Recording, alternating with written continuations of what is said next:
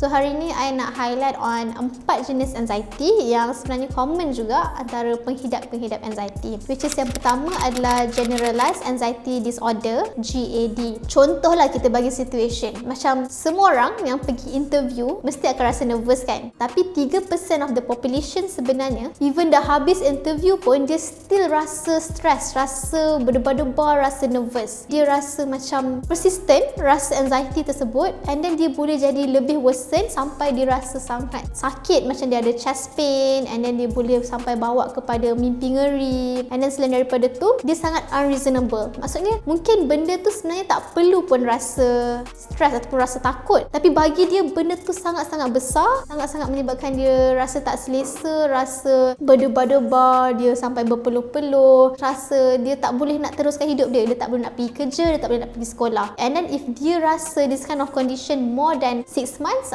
then dia mungkin dia boleh diagnose sebagai generalized anxiety disorder. Anxiety yang kedua pula kita panggil as panic attack. Panic attack ni usually dia berlaku secara tiba-tiba without any apparent reason pun. Tiba-tiba je dia rasa berdebar-debar, dia rasa takut, dia rasa macam something bad is going to happen pada dia. Okay, dia boleh berlaku daripada beberapa minit ataupun dia boleh berlanjutan sampai ke 1 jam atau 2 jam. And also dia boleh berlaku pada waktu itu sahaja ataupun boleh ada episode, recurrent episode of panic attack. Dia akan menggigil, dia akan ketakutan, tak boleh nak jalankan kehidupan dia macam biasa. Okey, yang ketiga pula obsessive compulsive disorder ataupun orang panggil OCD. Okay, ramai orang suka claim lah, dia cakap dia ada OCD. Tak boleh tengok benda-benda kotor lah dalam rumah sebab dia ada OCD. Tapi sebenarnya bukan. OCD ni dia adalah sejenis penyakit. Okay, you nak ke ada penyakit? Dia punya karakteristik adalah very obsessive and then dia very compulsive. Contohnya macam dia rasa dia tak selamat duduk dalam rumah, menyebabkan dia check. Contohnya dia akan kunci rumah dia banyak kali. Dia dah kunci rumah dia akan pergi check lagi, dia akan pergi check lagi sebab dia rasa macam keadaan tu tak selamat untuk dia. Benda tu sebenarnya akan menyebabkan dia tak dapat menjalani kehidupan dia secara normal lah, sebab dia jadi sangat obsesif terhadap sesuatu. Dan setiap orang OCD mereka berbeza-beza. Macam ada satu kes lah, saya pernah baca artikel David Beckham, dia kata dia ada OCD, tapi tak sure lah sama ada dia betul-betul didiagnose as OCD ataupun tidak. Dia claim bahawa dekat rumah dia ada 3 jenis peti ais, yang di mana satu peti ais tu untuk simpan makanan saja, satu peti ais untuk air dia, satu peti ais untuk salad. And untuk air dia mesti everything is in even number. Contohnya kalau air Pepsi dia ada 2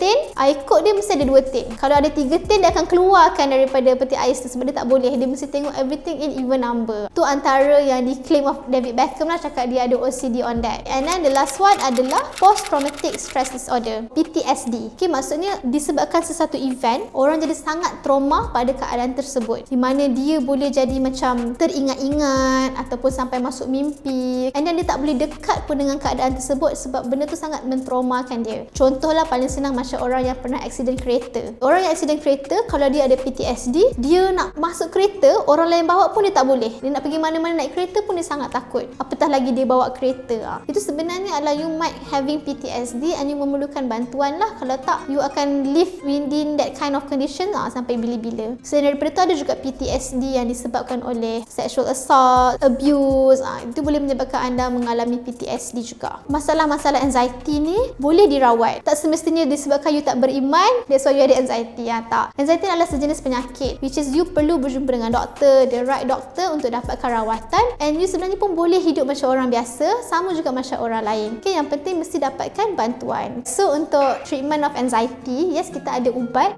yang memang diberikan lah untuk kita treat anxiety. Selain daripada tu, kita juga ada non-pharmacological treatment, which is kita tak boleh deny. Mereka memerlukan support of family, rakan-rakan untuk faham keadaan dia dan memberikan support. Selain daripada tu, macam in religious way pun sama juga. Mendekatkan diri dengan Tuhan, or you buat meditation, you buat exercise. Itu pun antara cara-cara yang boleh membantu you untuk merawat masalah anxiety. But again, you memerlukan both. You perlukan pharmacological treatment, which is ubat, dan juga non-pharmacological treatment, which is you need both lah untuk you treat masalah anxiety you.